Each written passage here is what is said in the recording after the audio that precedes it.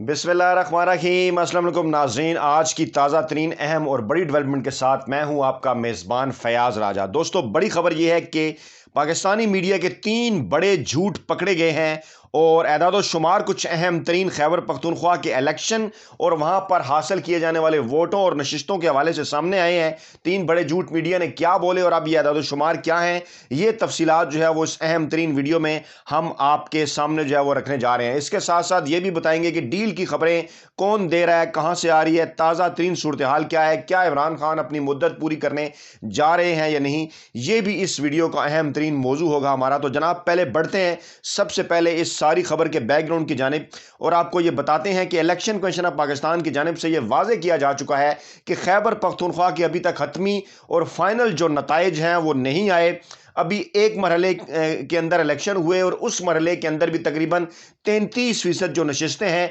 उनके नताइज अभी तक ना ही फाइनल हुए और ना ही गैर सरकारी और गैर हतमी तौर पर उनका ऐलान किया गया। लेकिन पाकिस्तानी मीडिया और ख़ास तौर पे कुछ मखसूस टीवी चैनल्स की जानिब से इस हवाले से अपनी मर्जी के नताइज दिए जा रहे हैं। तमाम इलेक्शन कमीशन ने यह कहा है कि जो इलेक्शन कमीशन की जानिब से नताइज जारी किए जाएंगे वो 24 दिसंबर को जारी किए जाएंगे। उसके बाद फिर आज़ाद उम्मीदवारों को मौका फराम किया जाएगा और अभी दूसरे फेज़ के इलेक्शन भी होने हैं और फिर तकरीबन 130-135 तहसीलों के मुकम्मल नताइज आने के बाद ही खैबर पख्तूनख्वा में पार्टी पोजीशन क्या होती है और कौन सी सियासी जमात ज़्यादा नशिस्तें हासिल कर पाई है, ये तमाम तर तफसीलात जो हैं वो सामने आ सकेंगी। दोस्तों, 3 बड़े झूठ हैं। 3 बड़े झूठ क्या है वो हम आपको बताते हैं। मैंने इस हवाले से ट्वीट भी किया कि 3 बड़े झूठ इस वक्त पाकिस्तानी मीडिया पर बोले जा रहे हैं और ये ऐसे झूठ हैं जो कि पाकिस्तान तहरीक इंसाफ के मुखालफिन बोल रहे हैं, लेकिन पाकिस्तान तहरीक इंसाफ के हमायती भी इन तीनों झूठों का शिकार हो गए हैं और इनको सच मान रहे हैं। ये 3 बड़े झूठ क्या हैं? पहला झूठ ये है कि PTI खैबर पख्तूनख्वा के बल्दियाती इंतखाबात हार गई है। दूसरा बड़ा झूठ यह है कि इमरान खान का वोट बैंक कम हो गया है। तीसरा बड़ा झूठ यह है कि हुकूमत ख़त्म और अपोजिशन की कोई डील हो रही है पाकिस्तान के बाज़ इदारों के साथ। और हो सकता है इसमें से अक्सर लोग ये वाला ट्वीट और ये मेरी गुफ्तगू सुनने के बाद शायद ये समझ रहे हों कि मैं सठिया गया हूँ। तो मैं उन्हें ये कहना चाहता हूँ कि ये वीडियो भी महफूज कर लें और ये ट्वीट भी महफूज कर लें। अब हम ये कोशिश करते हैं कि ये जो तीनों झूठ हैं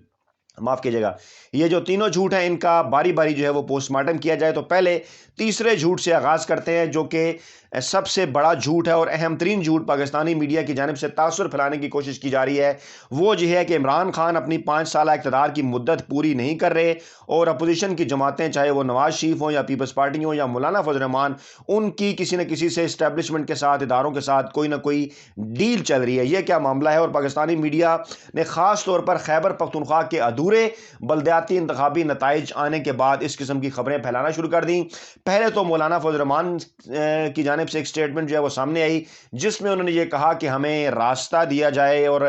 तालिबान के साथ अगर अमेरिका बात कर सकता है तो हम भी हुकूमत कर सकते हैं।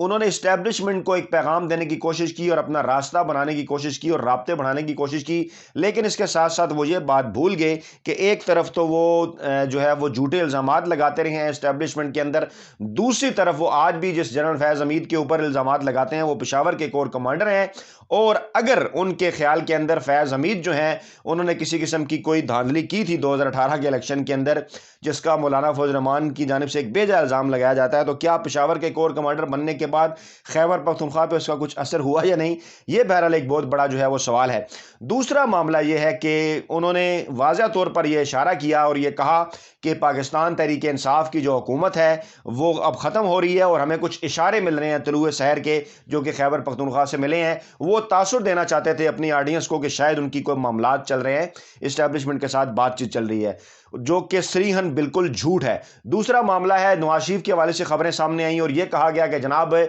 किसी अहम शख्सियत ने जो है वो नवाज शरीफ से मुलाकात की है लंदन के अंदर और नवाज शरीफ जो है वो डील के पहले मरहले में जो है वो राज़ी नहीं हो रहे। इस किस्म की खबरों पर मुझे हंसी आती है कि नवाज शरीफ के साथ कौन, क्यों और किस लिए उनसे कोई डील करने की कोशिश करेगा और ऐसा क्या मामला है कि जिसके ऊपर नवाज शरीफ को राज़ी करने की कोशिश की जाएगी, क्योंकि मुस्लिम लीग नवाज जो है उस वक्त मुकम्मल तौर पर बलोचिस्तान, सिंध के बाद अब खैबर पख्तूनख्वा से भी गायब हो चुकी है। पंजाब के भी कुछ بیلٹس کے اندر, کچھ ٹکڑوں کے اندر جو ہے وہ ووٹ بینک ان کا ڈیوائڈ ہے, وہ بھی اچھے امیدوار ملنے کی صورت میں ہی وہ ووٹ حاصل کر سکتے ہیں. نہیں تو نواز لیگ جو ہے وہ پاکستان کے 3 صوبوں کے اندر جس وقت جو ہے وہ قصہ پارینہ بن چکی ہے, اور ان کے ساتھ ڈیل کے حوالے سے خبریں پھیلانا جو ہے وہ مخصوص فوائد حاصل کرنے کے مترادف ہے. آج بھی خواجہ سعد رفیق نے اور اس سے پہلے نون لیگ کے کئی رہنماؤں نے اس قسم کا تاثر دیا. مریم نواز نے بھی ٹویٹ کیا کہ شاید تبدیلی جاری ہے. تیسرا بڑا معاملہ جناب, آصف زرداری بھی اسی والے سے ایکٹیو ہو گئے ہیں چند دنوں سے, اور ان کی بھی اشاروں کی زبان میں کچھ گفتگو سامنے آئی ہے جس میں انہوں نے کہا کہ ہم سے کہا جا رہا ہے کہ کوئی راستہ نکالیں, کوئی فارمولہ طے کریں, جس کے جواب میں ہم نے کہا ہے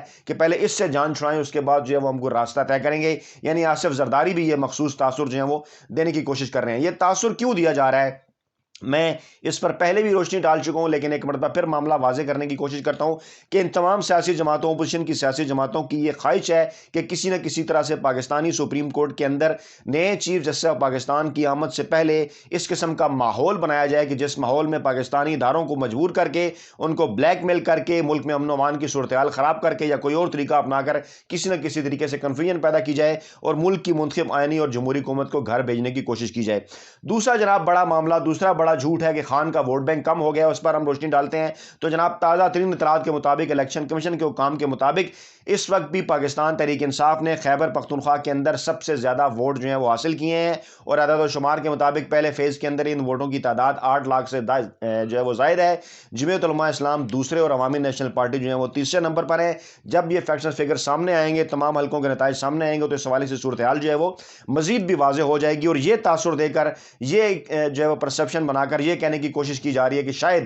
عمران خان کی جو مقبولیت ہے وہ کم ہو گئی ہے اور لوگ اب عمران خان کو ووٹ نہیں دینا چاہتے. حالانکہ معاملہ یہ ہے کہ بڑی تعداد کے اندر ولیج کونسل اور نیبرہڈ کونسل کے اندر نہ صرف لوگوں نے پاکستان تحریک انصاف کے حق میں اپنے ووٹ کا استعمال کیا, کئی جگہوں پر ان کے امیدوار جو ہے وہ بلا مقابلہ بھی منتخب ہوئے. اور یہی وہ معاملہ تھا جس کے اوپر میں نے جو ہے وہ آپ سے بات بھی کرنی تھی کہ کئی جگہوں پر اس طرح سے جو ہے وہ ہوا کہ نیبرہڈ اور ولیج کونسل کے اندر جو ہے وہ پاکستان تحریک انصاف کے بلا مقابلہ امیدوار کامیاب اس لیے بھی ہوئے کہ ان کے مقابلے میں جمعیت علماء اسلام اور دیگر سیاسی جماعتوں نے اپنے امیدوار ہی کھڑے نہیں کیے, اور اس کے بدلے میں انہیں یہ کہا گیا کیونکہ اکثر آزاد امیدوار پاکستان تحریک انصاف نے کھڑے کر دیے, انہیں ٹکٹ نہیں دیے, اور کہا کیونکہ اب ان اختلافات سے بچنے کے لیے ان آزاد امیدواروں کا بھی جمعیت علماء اسلام نے استعمال کیا اور ان سے ایک قسم کی ان آفیشیل سیٹ ایڈجسٹمنٹ کی, جو کہ پاکستان تحریک انصاف کی لوکل سطح کی جو قیادت ہے اس کی سیاسی بصیرت کے اوپر سوالیہ نشان ہے کہ انہوں نے نیچے تو جو ہے وہ ووٹ حاصل کر لیے, لیکن اوپر جو تحصیل کونسل کی نشستیں جن کا ڈھنڈورا میڈیا پر پیٹا جا رہا ہے وہاں پر وہ جمعیت علماء اسلام کی حمایت کرتے ہوئے پائے گئے. تو یہ بھی